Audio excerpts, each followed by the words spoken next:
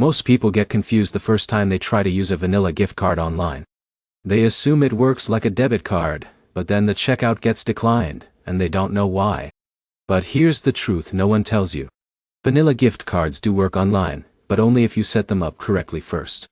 In this video you'll learn exactly how to use a vanilla gift card online in 2026, step by step, without getting declined or stuck at checkout. Let's start with the basics.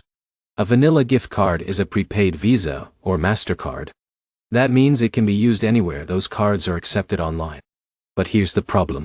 It does not come automatically linked with a billing address. And that is the number one reason transactions fail.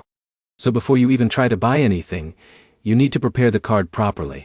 Step 1 is registration. Go to the official Vanilla gift card website and enter your card details. This includes the card number, expiration date, and security code. Then you will be asked to add a billing address. This step is important because online stores need that information for verification. Someone like Alex might skip this step and go straight to checkout, and then wonder why the card is declined. But the system is not broken. It just doesn't recognize the card without a zip code attached. Now here's where it gets interesting. Once your card is registered, you can use it almost anywhere online. But not all websites treat prepaid cards the same. Some platforms allow them easily, while others may block them for subscriptions or high-risk purchases. So let's move to step 2. Using the card at checkout. Enter your vanilla gift card as a credit or debit card. Make sure you input the billing zip code exactly as you registered it. Even a small mismatch can cause a failure.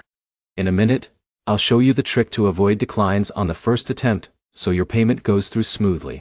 Step 3 is checking your balance before you buy. This is very important. If your purchase amount is higher than your available balance, the transaction will fail.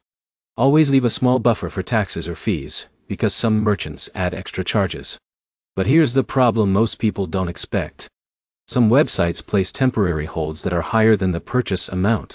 This can make your card seem declined even when it's actually working. So if your payment fails, don't panic. Check your balance, confirm your zip code, and try again with a slightly lower amount. So here's the bottom line. Using a vanilla gift card online is simple once it is registered, properly linked with a zip code, and used within its balance limits. Most issues come from small setup mistakes, not the card itself.